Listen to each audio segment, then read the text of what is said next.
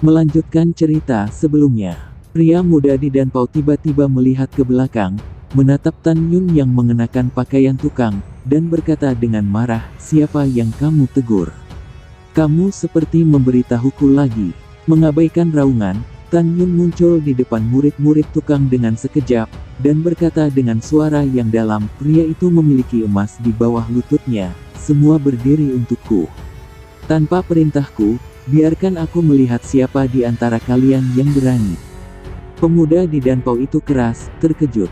Tan Yun memandang orang-orang yang hanya berjanji, dan suaranya sedikit lebih keras, "Murid tukang kami juga memiliki martabat. Martabat tidak akan pernah membiarkan siapapun menginjak-injak. Saya akan mengatakannya untuk terakhir kalinya, itu laki-laki, yang menegakkan dadaku dan berdiri di depanku. Kakak senior Tan benar, kita juga manusia dan kita memiliki martabat. Kita semua berdiri." Seorang murid berdiri dengan mata merah. "Kami juga memiliki martabat." Pada saat ini, semua murid tukang, yang telah lama terkubur, dibangunkan oleh Tan Yun dan meraung dan berdiri bersama. "Luruskan dadamu. Saya sangat marah. Anda semut yang rendah hati, apakah ini akan mengguncang langit?" Pemuda di Danpao menatap Tan Yun, meraung seperti guntur, "Semut sialan, hari ini saya ingin memberitahu Anda bahwa tidak ada akhir untuk mengetahui diri sendiri." Memanggil. Ruang bergetar, dan pemuda di Danpao mengayunkan cambuk besi dan dengan cepat menariknya ke punggung Tan Yun. Cambuk besi, sefleksibel surat ular, hendak mengenai bagian belakang leher Tan Yun. Tan Yun tiba-tiba berbalik dan dengan kuat menggenggam cambuk besi dengan tangan kosong. "Bahkan jika Lao Su adalah seekor semut, itu lebih baik darimu." Tan Yun menarik dengan tangan kanannya, dan tiba-tiba, pemuda di Danpao merasakan cambuk besi muncul, kekuatan yang luar biasa, dan cambuk besi segera terlepas. "Aku tidak menyangka kamu, makhluk yang rendah hati, memiliki banyak kekuatan. Tapi apa?" Pria muda di Danpao mencibir, dengan dingin memarahi, "Beri aku lari." Tiba-tiba, saat cincin alam semesta pemuda Danpao bersinar, cahaya hitam melesat ke arah ketinggian rendah, dan kemudian, itu berubah menjadi kuali raksasa hitam seperti bukit. Dalam keadaan guntur, ruang itu bergetar hebat, dan hancur, vertikal menuju Tan Yun.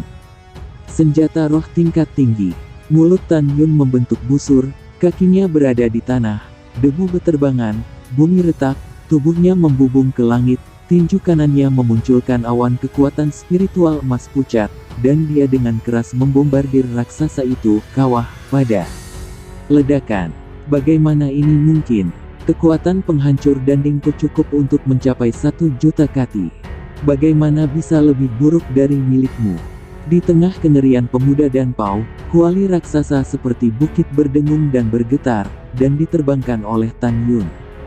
Hanya 1 juta kati, masih ingin berurusan dengan Laozi. Ketika Tan Yun mandek di ketinggian rendah, dia berubah menjadi bayangan perak, dan menukik ke bawah menuju pemuda Danpao. Puncak fosil tanah. Dalam kepanikan pemuda di Danpao, kekuatan tanah coklat menyembur dari alisnya dan berubah menjadi puncak bumi setinggi 30 kaki di depannya. Dalam sekejap mata, fosil bumi, gunung batu berwarna coklat, tergantung di depannya. Membunuh. Pemuda di Danpao mendorong tangan kanannya ke arah gunung batu, dan tiba-tiba, gunung batu coklat itu seperti binatang buas, memukul Tan Yun dengan seluruh kekuatannya. "Kamu ingin membunuhku hanya karena pemborosan jiwa janinmu." Tan Yun tampak dingin, menghadap gunung batu yang meledak, tubuhnya menabraknya dengan tiba-tiba. Bang! Wah! Gunung batu setinggi 100 meter meledak terbuka oleh dampak Tan Yun, dan kerikil melesat ke segala arah, menembak. Menembak menembus hutan bambu di sekitar mereka, penuh lubang. "Kamu hanya lapisan ketujuh dari ranah jiwa janin, mengapa kamu begitu kuat?" Pemuda di Danpao tampak ketakutan, dan roh sebelumnya menghilang, seperti anjing dalam keluarga yang berduka, berteriak, "Lari!" Segera, dia dipenuhi dengan kekuatan tanah coklat, dan dia menembus ke dalam tanah tanpa perlawanan. Di bawah penutup kekuatan tanah, dia terbang seperti ikan di tanah dan terbang di bawah gunung abadi Changling. Itu 30% lebih cepat daripada terbang dengan pedang di kehampaan. Terlalu mengerikan. Dari mana nama keluarga Tan ini berasal? Dia hanya seorang murid tukang, bagaimana dia bisa melompat dan menantang kekuatan ke titik di mana aku tidak bisa bersaing?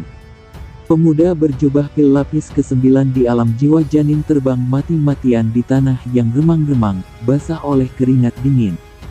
Setelah beberapa saat, dia tampak seperti tikus, dan kepalanya menonjol dari akar gunung Changling dan akar di kaki gunung. Dia melihat sekeliling dengan waspada dan menemukan bahwa Tan Yun tidak mengejarnya. Kemudian dia terengah-engah. Dia keluar dari tanah dengan kepala abu-abu dan mengutuk, "Malgobat, aku ingat kamu dengan nama keluarga Tan. Aku akan mengingatmu nanti. Temukan kakak laki-lakiku dan lihat bagaimana kakak laki-lakiku membersihkanmu." Pemuda di danau tampaknya telah melihat adegan di mana kakak tertuanya membantunya keluar malam ini, dan senyum kecil tiba-tiba muncul di wajahnya. Namun, senyum ini segera membeku di wajahnya karena sebuah kata dari atas kepalanya. "Jangan bicara tentang mencari kakak laki-laki tertuamu, bahkan jika kamu menemukan kakekmu, apa yang bisa kamu lakukan?" Pemuda di danau tiba-tiba mengangkat kepalanya, tetapi dia tidak tahu kapan, Tan Yun menginjak pedang terbang, melayang di atas kepalanya. "Tan, kamu hanya tahap ke-7 dari jiwa janin, bagaimana kecepatanmu bisa lebih cepat dari teknik pelarian bumiku?" Kepanikan pemuda di danau tiba-tiba terputus. Dalam pandangannya yang bingung dan lamban, pupil mata Tan Yun berkelebat aneh. Hong Mak. Setelah beberapa saat, di depan paviliun Taman Pengobatan Lingshan, lebih dari 800 murid tukang berbicara dengan cemas. "Aku tidak tahu bagaimana keadaan kakak Tan sekarang. Iya, sangat mengkhawatirkan." Tiba-tiba, seorang murid tukang berseru dengan tidak percaya, "Lihat, semuanya, kakak Tan kembali." Semua orang melihat bahwa Tan Yun menginjak pedang terbang dan terbang dengan hanya pemuda tak bergerak di Danrobe. Berdebar, Tan Yun Fei mendarat di depan semua orang, dan setelah melemparkan pria muda dalam jubah pil ke tanah sesuka hati, dengan jari-jarinya, kekuatan spiritual menembak ke tubuh pria muda itu, membuat tubuhnya lemah. "Ganti dia untukku." Tan Yun memberi perintah, dan segera kedua murid tukang itu menemukan tali untuk mengikat kaki pemuda di danau, dan menggantungnya terbalik di pohon dengan leher bengkok. Kemudian, Tan Yun mengangkat kendalinya dari Hong Meng Sentong. Setelah pemuda berjubah pil itu sadar, dia memutar tubuhnya dengan lemah, dan meraung dengan suara serak, "Apa yang ingin kamu lakukan? Saya adalah murid sekte dalam dari Vena Pil yang bermartabat, Anda sekelompok tukang, apakah Anda akan memberontak?" Mendengar ini, murid tukang memiliki ketakutan yang tidak bisa disembunyikan di mata mereka. "Apa yang kamu takutkan? Yang lain menunggangi murid tukang kami dan omong kosong, jadi bisakah kamu mentolerirnya?" Tan Yun mengangkat alisnya, mengamati Zouran dan 10 murid tukang lainnya yang penuh memar. Cambuk besi yang jatuh ke tanah sebelumnya berkata dengan suara yang dalam. Beberapa orang tidak segan-segan meninggalkan martabatnya untuk berlama-lama. Bagaimana orang-orang ini berbeda dari orang mati yang berjalan tanpa jiwa. Dan beberapa orang hidup untuk martabat. Sebagai seorang pria, untuk sementara Anda dapat melepaskan martabat Anda dalam keputusasaan, tetapi Anda tidak bisa menyerah seumur hidup. Jika kamu menyerah seumur hidup, itu benar-benar tidak berdarah. Kesempatan ada di depanmu. Apakah kamu pengecut berhenti, atau melangkah maju untuk mengambil cambuk besi dan membayar penghinaan yang telah kamu derita 2 kali? Begitu suara Tan Yun jatuh, Zouran, yang kurus dan penuh bekas luka, tampak lebih kencang dan lebih kencang. Dia pertama-tama membungkuk dan mengambil cambuk besi dan berjalan menuju pemuda di danau yang tergantung terbalik. "Apa yang akan kamu lakukan?" teriak pemuda danau panik, dipotong oleh Zouran. "Apa yang kamu lakukan?" "Aku ingin menidurimu, ibu." Terjebak, Zouran menarikan cambuk besinya dan membantingnya ke dada pemuda berjubah dan segera, jubah dan pecah dan kulitnya terkoyak. Selama bertahun-tahun, saya sudah cukup.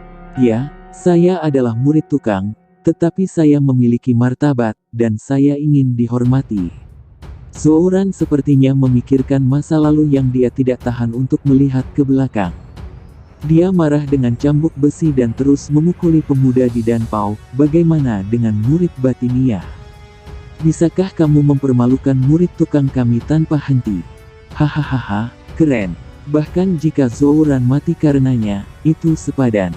Zhouran tersenyum, tetapi air mata terus menetes. Murid tukang lainnya, menyaksikan adegan ini, membasahi mata mereka satu persatu. Selama bertahun-tahun, mereka hidup tanpa hak asasi manusia, dan muak dengan intimidasi dan pemukulan oleh para murid alkimia. Dengan kemunculan Tan Yun, mereka akhirnya bisa menunjukkan rasa malu mereka hari ini. Mereka pikir Tan Yun benar. Bagi pria, ada satu hal yang lebih penting daripada kehidupan, dan itu adalah martabat. Saudara muda Zhou, biarkan aku datang. Pada saat ini, murid lain yang dipukuli oleh pemuda di Danpao meraung dengan air mata, dan mengambil cambuk besi dari Zhouran. Pada saat ini, pemuda berjubah pil yang ditutupi dengan palung darah yang dikocok berteriak, "Kamu tidak bisa mengalahkanku." Terjebak, murid tukang itu menamparkan wajah pemuda di Danpao, dan segera, sambil memegang cambuk besi, dia membungkuk dalam-dalam kepada Tan Yun. "Terima kasih, Saudara Tan, karena membiarkan saya menemukan martabat yang telah lama saya hilangkan." Petik 2. Begitu kata-kata itu jatuh, pergelangan tangannya berputar, 10 cambuk berturut-turut pada pemuda Danpai, dan tiba-tiba, tubuh terbalik pemuda itu mulai bergoyang, lengan dan kakinya ditutupi dengan retakan di tulang dan darah menetes. Tetes jatuh ke tanah. Pada saat berikutnya, 8 murid tukang lainnya dengan memar dan memar benar-benar menyerah. Semua orang mencambuk puluhan cambukan pada pemuda berjubah dan, kecuali pipi pucat di masa muda Danpao, hampir tidak ada daging dan darah lengkap di bagian tubuh lainnya. "Kamu berani memukulku?" Pemuda di Danpao menggertakkan giginya, dan berteriak dengan sekuat tenaga, "Apakah kamu tahu siapa aku? Namaku Li Zikuan, dan aku saudara Li Zian. Kakak tertuaku tidak akan pernah membiarkanmu pergi, tidak akan pernah melepaskanmu. 10 dari kalian masih memiliki nama keluarga Tan, tunggu saja untuk menanggung kemarahan kakak laki-lakiku."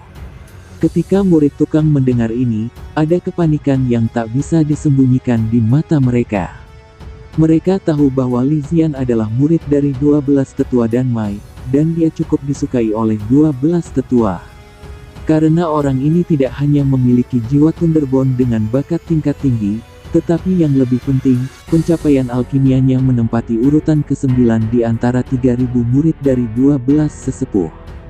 Dia adalah seorang jenius alkimia di bawah 12 tetua, hanya 29, dia sudah menjadi alkemis tingkat tinggi. Sama seperti murid tukang yang diam-diam panik, hanya satu wajah yang menjadi semakin suram. Orang ini adalah Tan Yun.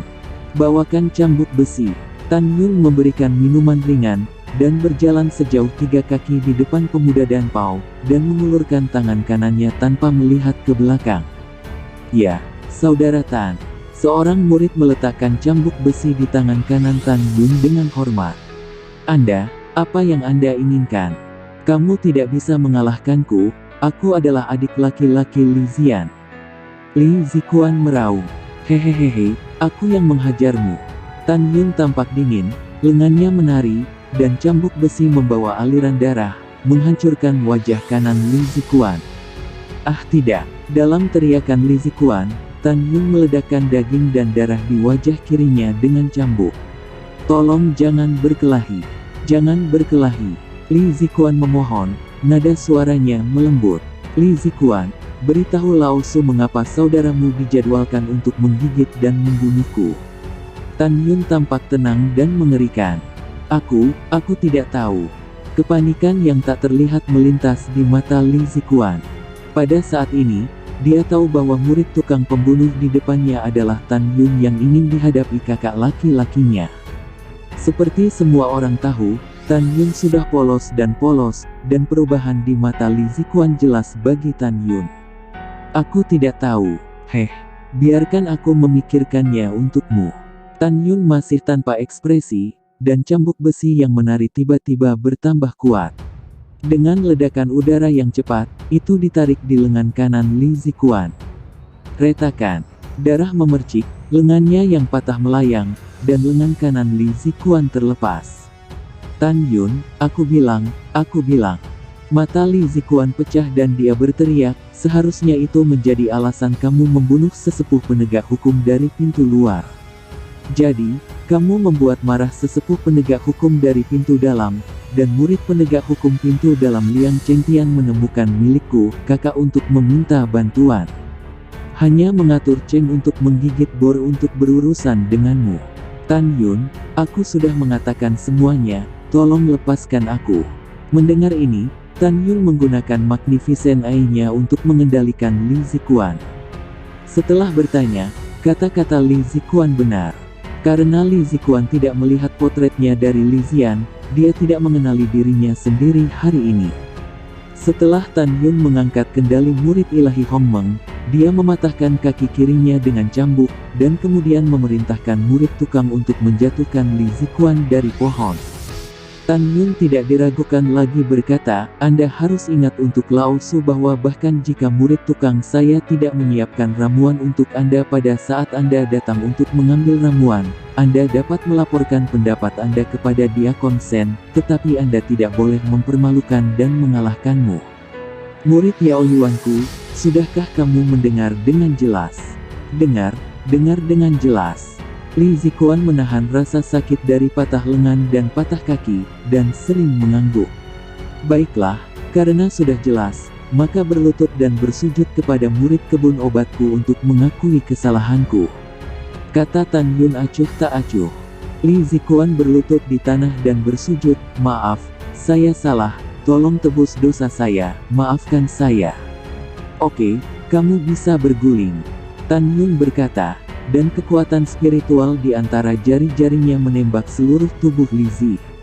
Setelah Li Ziquan mendapatkan kembali mobilitasnya, dia buru-buru mengambil kaki dan lengan yang patah, dan mengorbankan pedang terbang, menaiki pedang terbang, naik ke udara, dan menghilang ke dalam malam dalam sekejap mata.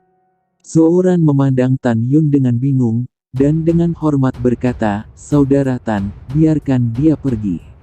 Bukankah ini membiarkan harimau kembali ke gunung? Saya khawatir dia akan memanggil kakak laki-lakinya untuk berurusan dengan Anda. Tan Yun mencibir, menurut aturan, dia tidak berusaha membunuhku. Jika aku benar-benar membunuhnya, apakah aku masih punya cara untuk bertahan hidup? Mengenai membiarkan harimau itu kembali ke gunung. Aku masih khawatir Li Zian akan membunuhnya. Saat itu, aku akan membiarkannya bolak-balik. 2 jam kemudian, bulan sabit tertanam di langit, dan cahaya bulan redup. Li Ziquan berbaring di atas pedang terbang di puncak setinggi 60.000 meter, dan terbang di depan sebuah rumah gua di puncak, sambil menangis, kakak, balas dendam untukku. Nah guys, mungkin videonya cukup sampai di sini dulu. Mimin akan melanjutkan episode selanjutnya, namun sebelum itu alangkah baiknya bantu Mimin subscribe, aktifin lonceng notifikasinya agar tidak ketinggalan video terbaru dari Mimin.